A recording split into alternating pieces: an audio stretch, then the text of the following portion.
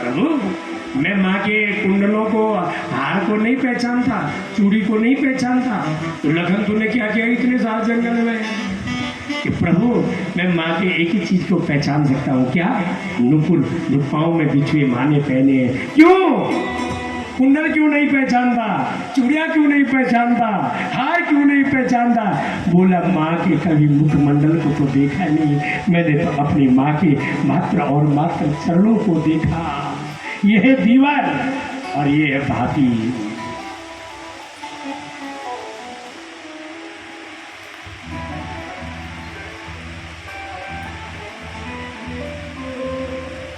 आइए, भाभी ने कहा सुनो एक पत्र लिखो। काई पे पत्र लिखे, लिखना भी नहीं। तो वो लट्टू गोपाल जी हैं रुक्मणी के, उनके नीचे आसन बिछा रखा है भोजपत्र का। उस भोजपत्र को निकाला और सर में लगा रखा है मोर मुकुट कान्हा जी का। वो मुकुट निकाला, वो मोर पंख निकाला, भोजपत्र निकाल दिया। अब स्याही की कमी रह गई।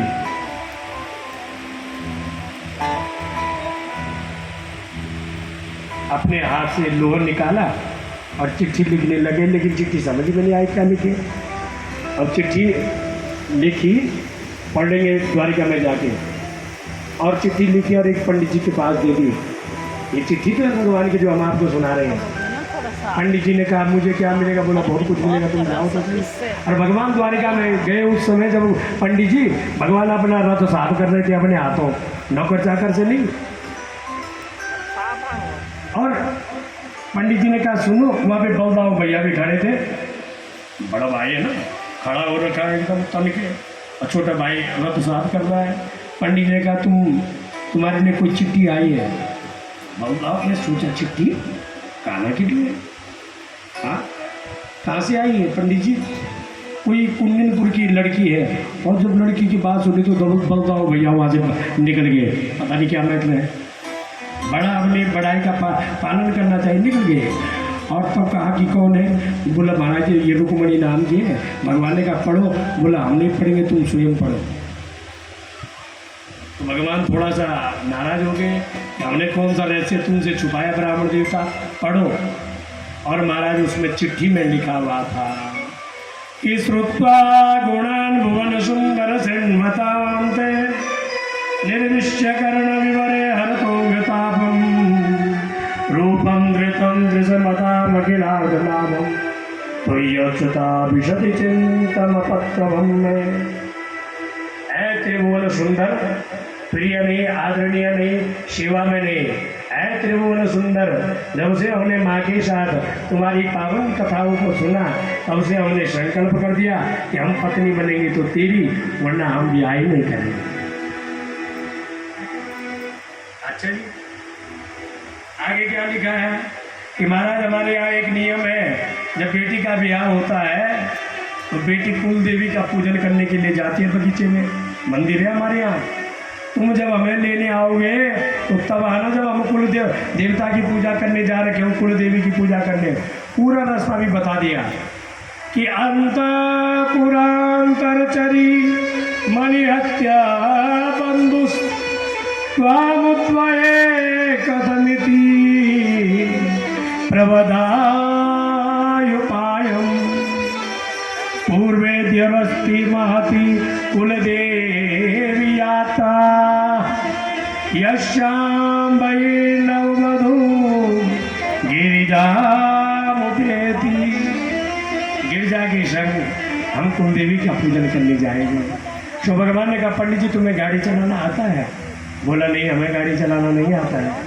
तो भगवान ने रथ उठाया, पंडित जी को बैठाया और महाराज रथ ऐसा दौड़ाया कि पता ही नहीं लगा कब पहुंचे कुंडनपुर में।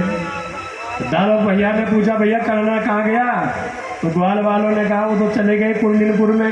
तो दाऊ भैया ने भी मेरे भाई को कोई हानि न पहुंचाए, सो हल मूसल लेके अपनी चतुरंगनी सेना लेके कब लड़ाई करना पड़े, आगे पीछे पीछे। अब देखिए कुंडनपुर के बाहर रास्ते में खड़े हो गए भगवान का रथ। अब कुंडनपुर वासियों ने कहा वहाँ के राजा भीष्मक से, सुनो बाहर द्वारिकाधीश आए हैं, और रुक्मणी के पिताजी भीष्मक राजा इस समय दहेज का सामान लेके जा रहे थे शिशुपाल का। हाँ जी, दहेज का सामान लेके जा रहे थे शिशुपाल के। गांव वालों ने कहा कि बाहर द्वारिकाधीश आए हैं, तो उस दहेज के सामान को लेके द्वारिकाधीश को मिलने चले गए। कौन? रुक्मणी जी के पिता। अब जब गए तो भगवान श्री रामा कृष्ण भी मुन्नी ने भीष्मक राजा ने पाँव पकड़ दिए, भगवान के महाराज क्षमा करना, हे द्वारिकाधीश, लड़की के ब्याह में कोई खास मेहमान को भूल जाते हैं कभी कभी, हम तुम्हें कार्ड देना ही भूल गए। भगवान ने कहा कोई बात नहीं महाराज, बड़े बड़े ब्याह में छोटी छोटी गलतियां तो होती रहती है। नहीं नहीं प्रभु, हमें तो बड़ा पाप लगेगा, तुम तो हमारे खास हो। भगवान ने कहा कोई बात नहीं, तुमने अपनी गलती मान ली ना, तो चलो प्रभु अगर बुरा न माने तो हमारी बेटिया को जरा आशीर्वाद दे दो। आप द्वारिका नरेश है। अब महाराज रथ हाँक रहे ससुर जी, अब पीछे बैठ रखे दामाद जी। अब जिसने भी देखा किसको? कन्हैया को, द्वारिकाधीश भगवान को। वारी रुक्मणी, पति मिला तो तुझे मिला। अब भीष्मक राजा ने कहा बंद करो मुंह, ये पति नहीं है, ये द्वारिकाधीश है, पति तो शिशुपाल है। अब महाराज जो दहेज का सामान था ना, चलना था वो शिशुपाल को, और दहेज का सामान मिल गया गोपाल को। अब आएगा शिशुपाल बारात लेके। जो शिशुपाल का सामान था ना, शिशुपाल को न चढ़ के गोपाल को मिल गया। गोपाल ने चिट्ठी पढ़ी, ओह ये है एड्रेस। तो आजकल मोबाइल पे क्या लगाते हैं, हाँ, कहीं कभी रास्ता पता करना है, मैप डाल दो, सीधा पहुंच जाओ वहीं। ऐसे ही मैप लिखा हुआ है चिट्ठी पे कि पूर्वोदय महती कुलदेवी यात्रा। कुलदेवी के मंदिर में जाएंगे पहले। भगवान ने नजर मारी, सामने एक बड़ा मंदिर है माँ भगवती गौरजा का, सीधा अपना रथवा लेके गए।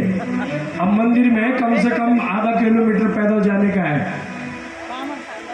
भगवान ने रथ खड़ा किया। अब मंदिर में देखा रुक्मणी जी आज अपने सोमवार के व्रतों को भी याद कर रही है, और आज शिवरात्रि के व्रतों को भी याद कर रही है, आज अपने सब व्रतों को याद कर रही है। ये भगवान मैंने कोई भी व्रत लिया हो तो आज वो देवता मेरे लिए प्रसन्न हो जाए।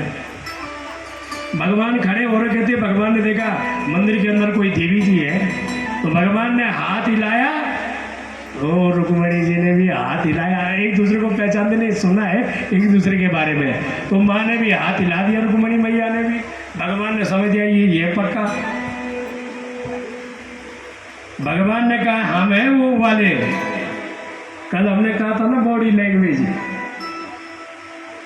अच्छा सोचो, एक लड़का एक लड़की को देखने गया, ध्यान देना, और उनको पूछने आ गई लड़की समझ में, लड़के ने पूछा आ गया। तो अगर पता न लगे, ध्यान दो जी, इधर दो ना पहले ध्यान है।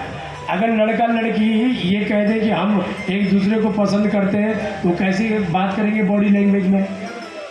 तो बॉडी लैंग्वेज की भाषा ही है, लड़की बार बार अपनी उंगली को यूँ करती है, मतलब तुम अपने नाम की पहना दो, और लड़का भी यूँ करता है। फिर अगर ये समझ में नहीं आए तो बॉडी लैंग्वेज में लड़की यहाँ खुजलाती है, यहाँ क्या भरा जाता है, बोलो। इसका मतलब हो गया सीधा फाइनल है, रिश्ता पक्का है। ये बॉडी लैंग्वेज की बात ही है। भगवान ने हाथ हिलाया, हम आए हो, तो रुक्मणी मैया ने कहा आ जाओ। भगवान गए और सीधा रुक्मणी का हाथ पकड़ा, रथ में बैठाया और चंपत बन गए। जितने चौकीदार थे, सुरक्षा कर्मी, सब भगवान की सूरत को देख के सब मोहित हो गए। अब सब भगवान के गीत गावे जा रहे हैं, कितनी अच्छे इसके बाल हैं, कितने अच्छे इसके गाल हैं, कितनी अच्छी इसकी चढ़ने की चाल है। अब रुक्मणी